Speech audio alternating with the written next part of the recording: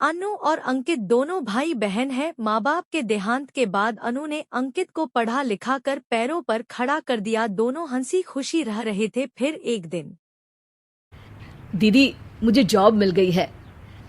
अरे वाह भैया, तेरी मेहनत सफल हुई।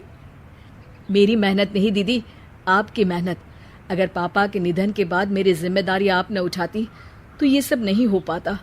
मेरी सफलता सिर्फ आपके बलिदान की वजह से है दीदी। कुछ महीनों बाद अंकित की शादी सीमा से हुई।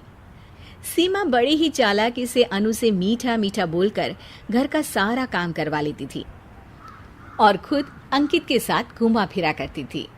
वैसे तो वो सिर्फ खाना बनाने का काम ही घर में करती थी, लेकिन अब उसे उससे भी छुटकारा चाहिए था। इसीलिए एक दिन, दीदी, मेरे हाथ का खाना अंकित को पसंद नहीं आता, क्या आप खाना बना दोगी प्लीज?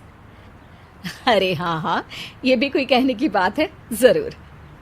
सीमा इस बात से मन ही मन बड़ा खुश होती है और अगले दिन के झाड़ू पोछे के काम से छुटकारा पाने के लिए एक और तरकीब लड़ाती है। हॉल में जोर जोर से कराहने लगती है। उसके कराहने की आवाज सुनकर अनु हॉल में भागती हुई आती है। क्या हुआ सीमा? दीदी, लगता है मेरी कमर अकड़ गई है। वो क्या है ना, मुझे झाड़ू पोछा करने की आदत नहीं है ना। मेरी मम्मी पापा ने मुझसे कभी ये काम नहीं करवाया। अरे कोई बात नहीं, झाड़ू पोछा ही तो है, मैं कर लिया करूंगी। ऐसे ही धीरे धीरे सीमा ने घर के सारे कामों का बोझ अनु पर डाल दिया। घर का सारा काम अनु करती थी, फिर भी सीमा को अनु से छुटकारा चाहिए था।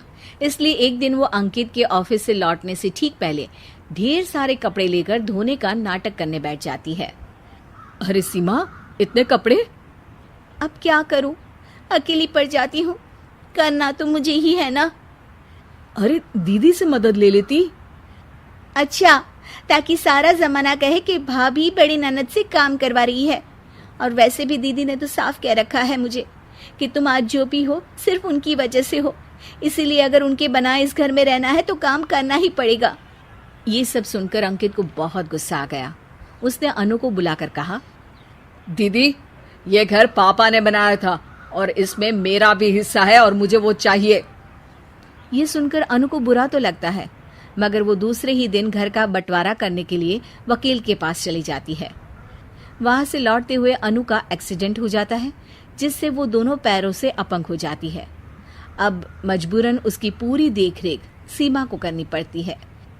एक दिन सारे कामों से थक कर सीमा अंकित से कहती है, अजी सुनते हो, अब मुझसे तुम्हारी ये बहन की सेवा ना होगी। अगर कल तक तुम इसका बंदोबस्त नहीं करते तो मैं घर छोड़कर चली जाऊंगी। अरे ये कैसी बातें कर रही हो?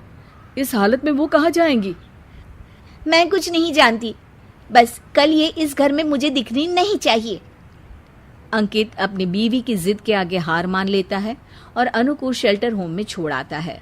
3 महीने बाद, अजी सुनते हो, ये आपके लिए एक पार्सल आया है, ये लीजिए।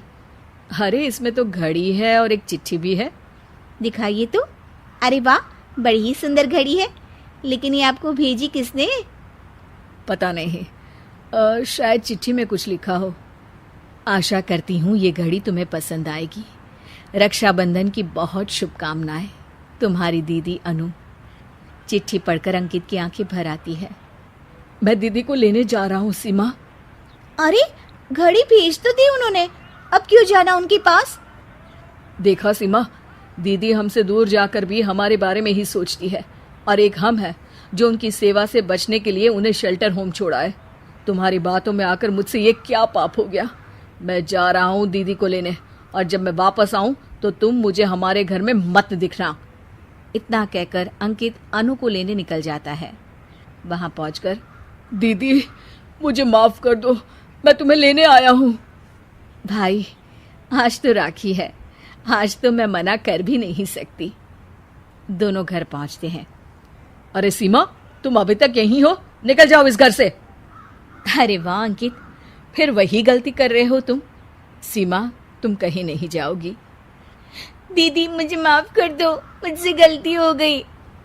सीमा, आज ये समय माफी मांगने का नहीं है, राखी की तैयारी करने का है। चलो तैयार हो जाओ, तुम्हारे भैया के घर भी तो जाना है ना। ये सुन सीमा अनु के गले लग जाती है।